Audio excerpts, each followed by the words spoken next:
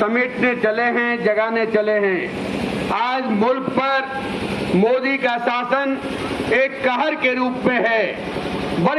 बड़ी शिद्दत से हम लोगों ने आजादी की लड़ाई लड़ी और सब लोगों ने मिलकर के हिंदुस्तान को आजाद किया था।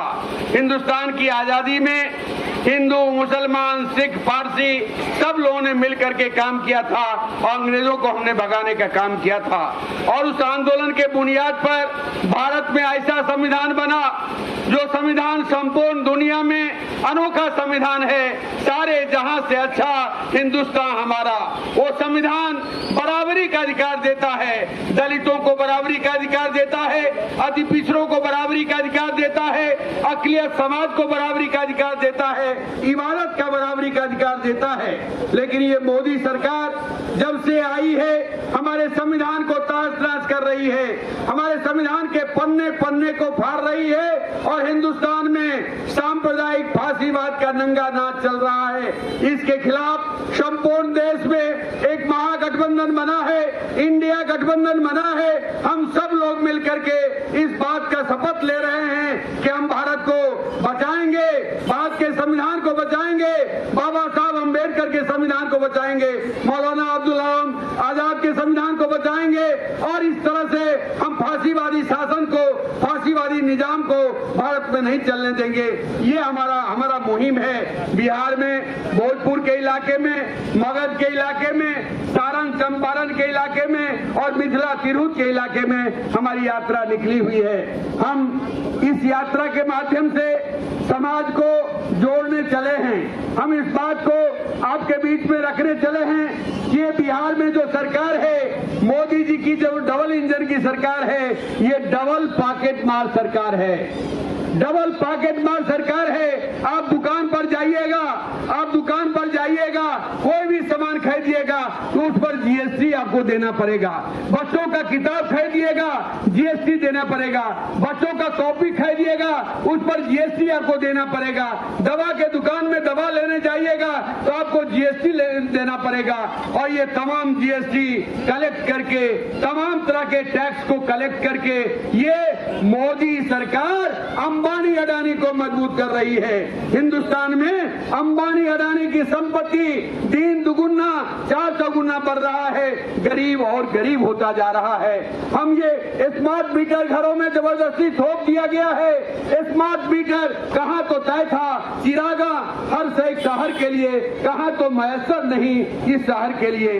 अभी हम आ रहे थे मेघवन से, मेघवन में कबीर आश्रम था, कबीर का आश्रम, सब गरीब बैठता था, सब गरीब सोता था, रात में गरीब का कोई जगह नहीं होता था, कबीर आश्रम में जाकर के ठौर लेता था।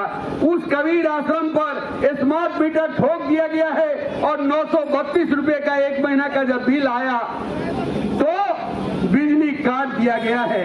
ये नीतीश जी की सरकार है, ये मोदी जी की सरकार है। आप इस बात को जानिए कि आज संपूर्ण बिहार में बिजली का करंट गरीबों को जोर जोर से लग रहा है। 200 यूनिट फ्री बिजली देने की बात थी, झारखंड 150 यूनिट फ्री बिजली दे सकता है, तो बिहार के गरीबों को, मजदूरों को 200 यूनिट फ्री बिजली क्यों नहीं मिल सकता है। हम लोग इस बात को उठा रहे हैं कि जो भी महिला हैं, 18 साल के ऊपर की जो भी महिला हैं, तमाम महिला को 2500 रुपया एक उनको सम्मान राशि मिलना चाहिए। महिला को सम्मान राशि मिलेगा तो महिला कोई शराब नहीं पी जाएगी। महिला को जो पैसा मिलेगा वो बच्चों को पढ़ाने में खर्च करेगी, घर गृहस्थी को दुरुस्त करने में खर्च करेगी। झारखंड दे सकता है तो बिहार क्यों नहीं दे सकता है। हमारे समाज के जो बुजुर्ग लोग हैं, बूढ़े हैं, बूढ़ियां हैं, विकलांग हैं, विधवा हैं, उन महिलाओं को हम लोगों ने बड़ी लड़ाई लड़ी, विधानसभा के भीतर में भी और बाहर में भी। हम लोगों ने कहा था कि कम से कम 3000 रुपया दीजिए। 3000 रुपया बूढ़े बुजुर्ग को यदि मिल जाएगा, उसको हाथ नहीं पसारना पड़ेगा अपने पुतों के पास में, हाथ नहीं पसारना पड़ेगा बेटा के पास में। वो चाय कम से कम पिएगा, जरूरत का दवा वो कम से कम लेगा।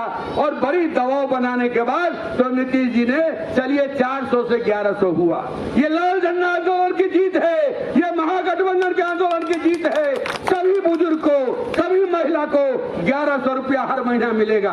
अभी लेकिन हमारी यह लड़ाई जारी है, हम इस लड़ाई को आगे बढ़ा रहे हैं। हम तो कह रहे हैं कि बिहार का आंकड़ा आया है, नीतीश जी और मोदी जी कह रहे हैं बड़ी बड़ी बात है, लेकिन बिहार में सैकड़ा में 64 परिवार ऐसा है जिस परिवार के पास में पक्का मकान नहीं है, वो झुग्गी में रहता है, वो खपरेल मिट्टी के मकान में रहता है, वो एस्बेस्टस के मकान में रहता है, आज तक उसको घर नहीं मिला है।